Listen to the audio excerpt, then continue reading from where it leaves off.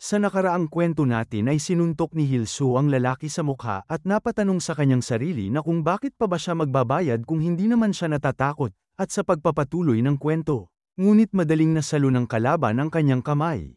Na may halong pang-uuyam, mistulang walang epekto ang kanyang suntok. Doon napagtanto ni Hilso na mahina pa rin siya.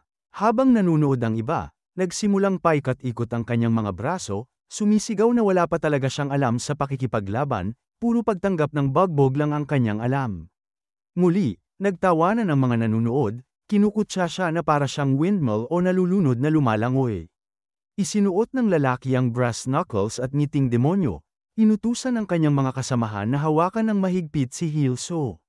Binalaan siya na pagkatapos ng bagbog na ito, matututo siyang magpakumbaba. Inutusan pa siyang ipitin ang ngipin habang naghahanda sa suntok. Ngunit bago tuluyang tumama ang kamao, isang anino ang sumulpot at tumama ng malakas na tuhod sa mukha ng aggressor. Umatras ang lalaki, at nanlaki ang mata ni Hilso nang makilala ang kanyang tagapagligtas, si Dil. Napangisi si Dil nang mapagtanto kung sino ang nailigtas niya. Isang tauhan ng grupo ang sumugod, ngunit mabilis na naiwasan ni Dil at sinabayan ng kaliwang hook sa mukha. Isa pa ang sumalakay gamit ang kahoy na pamalo. Ngunit tinanggap yun sa braso at sinagot ng isa pang malakas na suntok. Napasigaw ang babaeng kasama ng mga aggressor nang makita ang pagbagsak ng mga kaibigan. Galit na sinumbatan si Dil na iniwan siyang mag-isa, kasabay ng banta na kilala ba niya kung sino sila. Ipinahayag niyang kabilang sila sa pinakamalakas na unang taon ng Dang High School. Ngunit agad siyang pinutol ni Senel, kasama ni Dil, na sinabing mas mabuting sumuko na sila dahil mas lalo lang lalala ang sitwasyon kapag tumawag pa ng kasama. Ipinakilala ni Senel na siya ay mula sa Six Gates High at idinagdag na noong una, nagtaka siya kung bakit kakaiba ang kilos ng loser, pero ngayon malinaw na maling tao ang ginulo nila. Sa narinig, mabilis na sumakay sa kanilang mga motor ang mga kalaban at tumakas. Napailing si Dil, tinawag silang mga hanggal, at saka hinarap si Hilso upang tanungin kung paano siya napasama sa gulo. Makalipas ang kaunting oras, ipinaliwanag ni Hilso ang tungkol sa kanyang espesyal na pagsasanay kasama si Chong. Nagulat si Dil at sinabing seryoso pala siya sa laban. Kinumpirma ng bida ngunit umamin ding mahina pa siya at nag-eensayo lamang ng resistensya nang maabyute ng insidente. Tinukso siya ni Dil sa kakaibang eksenang nakita, ang walang direksyong pagbato ng suntok. Ngunit pinuri pa rin ang kanyang tapang sa hindi pagpapakita ng takot. Binigyang babala siya ni Dil na kulang pa ang lakas para lumaban sa marami. Ipinaliwanag nito na kung siya ang nasa kalagayan ni Hilso, iiwasan muna niya ang atake bago gumanti. Dagdag pa niya, naiinggit siya kay Hilso sa pagkakapili sa kanya ni Chong. Para sa isang tumanggi sa arena, mahalaga raw masanay sa kapaligiran, lalo't kakaiba ang paaralang iyon. Doon naalala ng bida ang sinabi ni Senel tungkol sa maling taong ginulo nila, kaya tinanong niya kung bakit biglang umatras ang mga tauhan nang malaman na si Dil ay mula sa Six Gates. Natawa si Dil at sinabing malinaw ang dahilan, kilala ang paaralang iyon. Noon daw, punong-puno ng karahasan ang kanilang kasaysayan. Parang gubat na walang batas. Ngunit nagbago ito nang sakupin ni Chong ang paaralan at likhain ang arena na may sariling mga patakaran. Sa paglipas ng panahon, naging mas organisado ang lahat dahil sa arena na nagsilbing ligtas na labasan ng init ng ulo. Ngunit binalaan din ni Dil na kung mawala ang arena o si Chong, mawawala rin ang saysay ng mga patakaran, at maaaring bumalik ang kaguluhan. Mayroon pa rin daw mga taong naghahangad ng dating kalakaran. Samantala sa arena, isang estudyante ang bumagsak, talunan. Natawa si Yanggo at tinanong kung yun na ba ang kanyang makakaya. Saka pumili ng panibagong makakalaban, dahilan lang na ayaw niya ang mukha nito. Nag-aatubili ang tinawag, kaya tinanong ni Yanggo kung tumatanggi ba itong lumaban. Nagtawanan ang grupo ni Kang, sinasabing ganado si Yanggo. Ngunit tinawag naman sila ni Kang na mga walang kwenta na kailangang matuto ng leksyon. Mabilis na sumulong si Yanggo, pinakawalan ng kaliwang hook kasunod ang kanang suntok. Nagmakaawa ng pahinga ang kalaban ngunit hindi siya pinakinggan. At naghanda pa si Yanggo ng malakas na sipa, tinuturing na sobrang dali ng laban. Tumayo si Kang at inutusan ang lahat na magbigay daan, sabay sabing gusto niyang maglibang. Ipinahayag niyang may mga taong puro salita lang at hindi pumapasok sa ring, at ngayong oras na para turuan sila ng leksyon. Nagtanungan ng mga estudyante kung sino ang pipiliin niya, at itinuro niya ang isa sa mga nagkukwentuhan tungkol sa kanya. Inuutusan itong pumasok agad sa ring. Sa gitna ng patag na liwanag sa arena, nagulat ang bida nang tanungin kung bakit siya ang pinili gayong hindi naman sila magkakilala. Malamig ang sagot ni Kang, walang dahilan, nainis lang siya sa itsura nito. Hinawakan niya sa kwelyo ang bata at tinanong kung balak ba nitong tanggihan ang hamon at magtapos tulad ni Hilso. Sa sandaling yun, pumasok si Cham, halatang iritado, at tumitig kay Kang upang alamin ang nangyayari. Walang bakas ng kaba si Kang at ipinaliwanag na nagbigay lang siya ng hamon ngunit nagkaroon ng hindi pagkakaunawaan. Kasunod nito, siya naman ang naghamon kay Chung, tinatanong kung may problema ba roon at binigyang diin na wala siyang nilabag na patakaran. Sa isang alaala, makikita ang nakaraan kung saan kasama ni Kang ang kanyang mga kaibigan. Ipinahayag niya na si Hilso ang unang tumanggi sa combat arena, dahilan upang magkaproblema ito. Ayon sa kanya, basta may braso at binti, maaaring lumaban ang sinuman sa arena, lahat ay pantay sa harap ng karahasan, at iyon ang batas ng paaralan. Maaaring magyabang ang iba, ngunit kung susuriin, sila'y mga duwag na nanunood lang ng laban at kailanman ay hindi lumahok. Pinuri siya ng mga kasama at sinabing nagustuhan nila ang pagbubunyag ni Hilso sa sitwasyon. Nagtanong sila kung ano ang mangyayari kung sila naman ang maghamon sa mga palaging nananakit. Sagot ni Yanggo, mapipilitan ang mga yon na lumaban upang hindi matulad kay Hilso. Sang-ayon si Kang at idineklara na mula ngayon, ang arena ay magiging palaruan nila. Bumalik sa kasalukuyan, muling nagtanong si Kang kay Chung kung may nilabag ba siyang patakaran. Mariing sinabi ni Chung na tigilan ang pagpapanggap at pagkatapos ay ngumiti, humingi ng paumanhin sa kalituhan, at nagbiro na sa susunod, mas maingat siyang pipili. Sa bubungan, sunod-sunod ang mga suntok ni Chung sa bida, tinapos pa ng isang malakas na sipa. Pakiramdam ng bida ay parang mamamatay na siya, ngunit nakayanan niyang manatiling nakatayo at nakapagdepensa. Sinabi niyang hindi na siya gaanong natatakot kumpara noon. Tumugon si Chung na nasasanay na siya sa mga suntok. Sinubukan ng bida na umatake ngunit nakaiwas si Chung. Alam niyang para manalo, kailangan niyang makapagpatama ng isang suntok, ngunit patuloy lamang ang kanyang mga walang direksyong atake. Nainis si Chung, sinampal siya, at sinabihang tumahimik. Naramdaman ng bida na mas masakit iyon kaysa dati, at sinabi ni Chung na kung matututo siyang lumaban ng tama, maaari pa siyang manalo, kahit sa laro sa lumang arcade. Pumunta sila sa arcade at binuksan ni Chung ang pinto. Sa loob, naroon ang isang kalbong lalaki na tinatawag ng ilan na si Bob. Tinuruan ni Chung ang bida na itaas ang kamao sa baba, itago ang baba, at ilagay ang mga paa sa lapad ng balikat, bahagyang nakatiptoe. Ipinakita niya kung paano mag-jab, isang magaan na suntok, at sa straight punch, dapat gamitin ang balakang, balikat, at binti para sa mas malakas na tama. Namangha ang bida sa tunog na parang putok ng baril mula sa suntok ni Chung, at sumubok din siya. Gayunman, nang tingnan ang score, walang pagbabago. Ipinaliwanag ni Chung na sira ang makina at kung walang totoong lakas ang suntok. Hindi ito marehistro. Kailangan niyang tumama ng mas malakas upang makapinsala sa kalaban.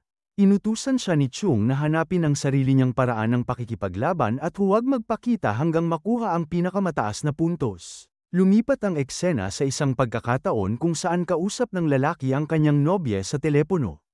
Sinabi nito na kailangan na nilang maghiwalay. Naguguluhan siya sa ugali nito at habang naglalakad, nabangga siya ni Yanggo. Humingi siya ng paumanhin ngunit itinulak siya nito, dahilan upang mabasag ang kanyang telepono. Ipinagpilitan ni Yanggo na aksidente yon, ngunit malinaw na sinadya. Inalok ni Rock na ayusin ito sa arena, ngunit bigla siyang umatras at inamin na siya ang may kasalanan. Natawa si Yanggo habang sinasabi ng iba na aksidente lang yun at hindi maituturing na karahasan sa paaralan.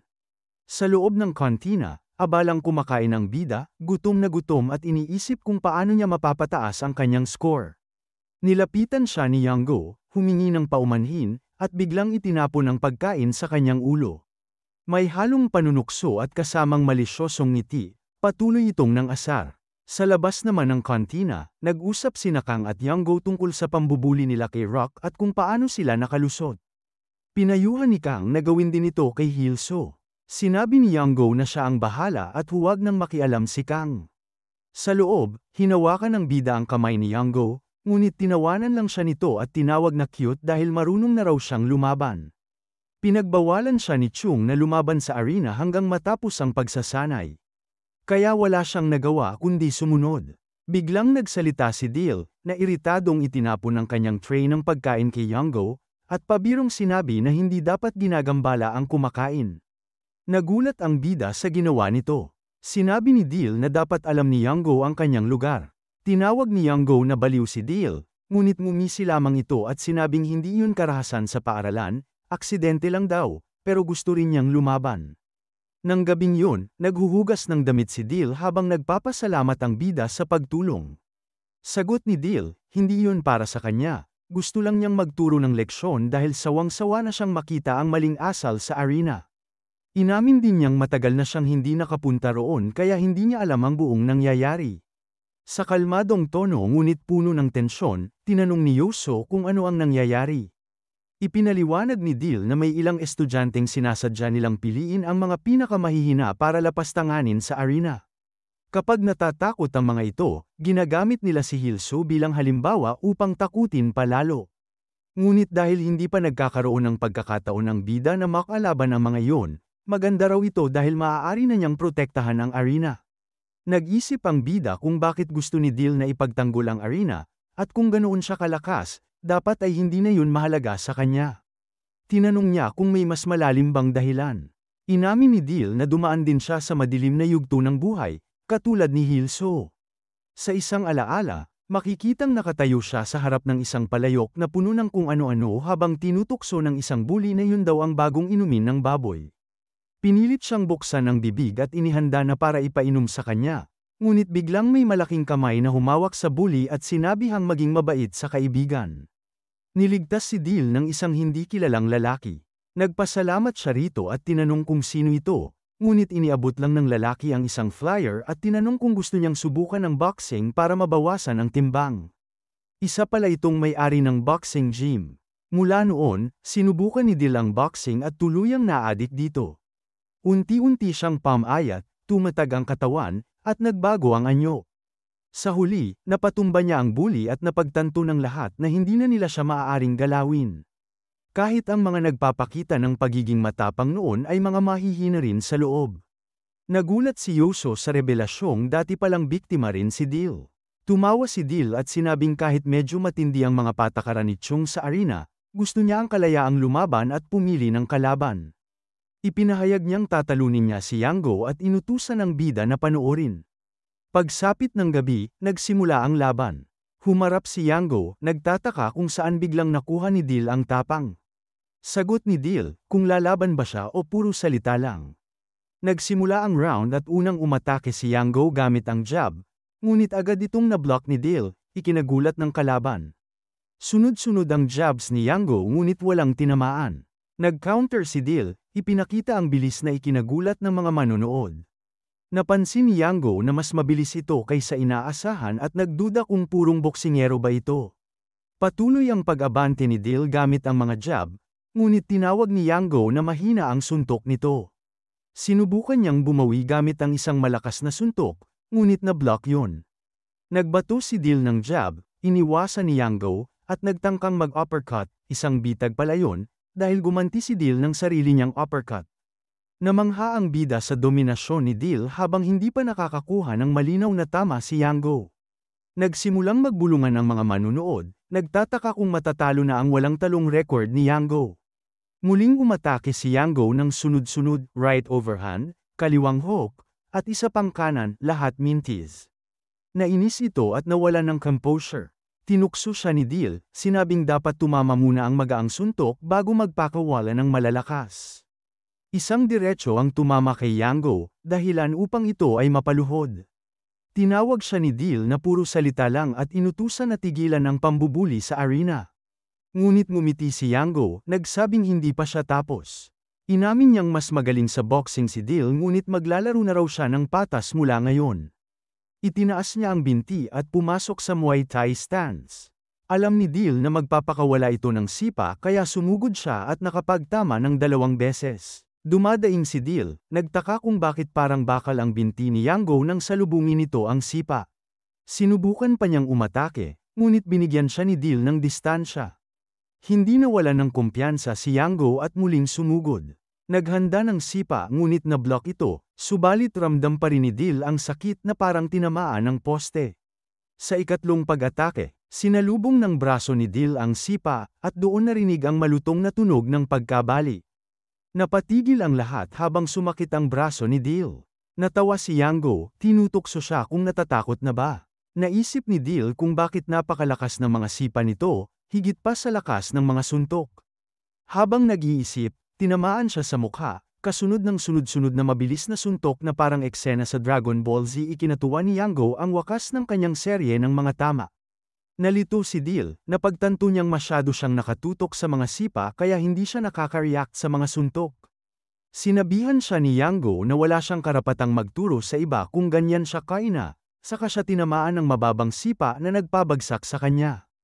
Habang nakahandusay, naghanda si Yango ng isang malakas na sipa patungo sa kanyang ulo, worry pamamaalam.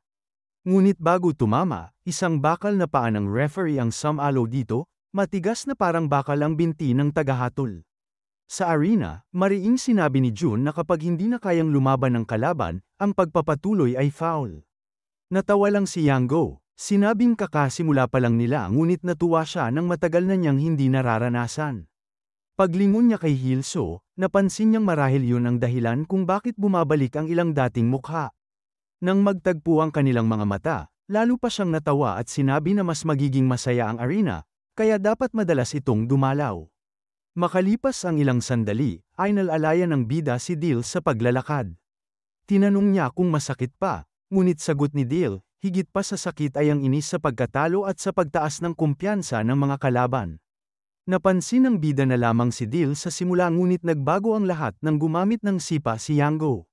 Sang-ayon si Dil at sinabing mas malakas ang mga sipa nito kaysa inaasahan, ngunit may kakaiba sa huling tama na hindi niya maipaliwanag.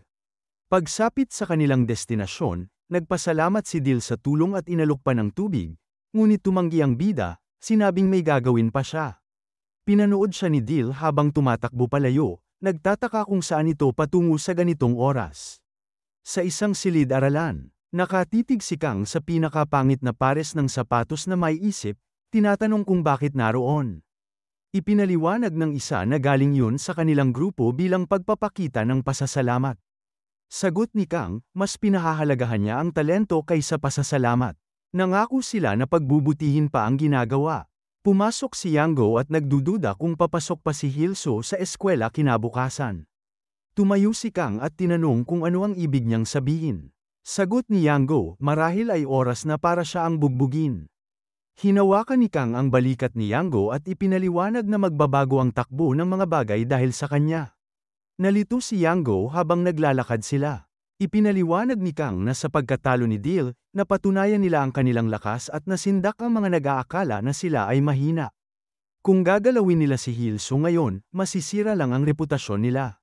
Nang tanungin kung ano ang susunod na plano, iminungkahi ng isa na magpaskil ng mga flyer upang mag-recruit. Tumanggi si Kang, sinabing natalo na nila ang mga freshman ayon sa plano. At panahon na para sa susunod na hakbang. Sa labas ng paaralan, ilang lalaking naninigarilyo ang ipinakilala bilang sina Shoku. Tinanong nila kung sino ang mga bagong dating. Sagot ni Kang, naroon sila upang makipagkita. Tinawanan sila ni Shoku, tinawag na mga bata. Sumagot si Kang na marahil ganun ang tingin nito dahil si Shoku ay kabilang sa isang alamat na henerasyon kasama ang kanyang kapatid. Natauhan si Shoku kung sino ang kapatid ni Kang. Idinagdag pa ni Kang na mula ng eye sideline sila ni Chung. Nagkukubli na lang sila na parang matatanda. Hinawakan ni Shoku ang leeg ni Kang, tinawag itong arogante. Tumugon si Kang na nadidismaya lang siya sa pakiramdam na sila lang ang lumalaban noon at na nagbago na ang panahon. Samantala, nakikipag-usap si Hang kay Chung. Mariin itong sinabi na kailangan nilang makialam sa arena, dahil kung patuloy na aabusuhin ang mga patakaran, mawawasak ang pundasyon nito. Binanggit pa niya ang nakatatandang kapatid ni Kang. Ngunit sagot ni Chung, patakaran ang patakaran. Kahit pa naaabuso ito, tinanong ni Hang kung manunood lang ba siya, ngunit ipinaliwanag ni Chung na kahit ayusin pa niya ang lahat, hindi na muling magiging katulad ng dati ang arena. Napaisip si Hang at napagtanto na tama ito. Tumunog ang telepono ni Chong, si Hilso ang tumatawag mula sa arcade. Ipinaalala ni Chong na sinabi nitong huwag tatawag hanggat wala pang puntos, tinanong kung sumuko na siya. Ngunit sagot ng bida, yun mismo ang dahilan ng kanyang tawag. Makikitang balot ng dugo ang punching machine na may score na lampas 79. Hanggang dito na lang muna mga bossing. Kung gusto mong subaybayan ang kwentong ito, mag-like, comment, at subscribe at i-hit mo na rin ang notification bell para ikaw ang unang makapanood pag may bago tayong upload. Kita-kits sa susunod mga boss.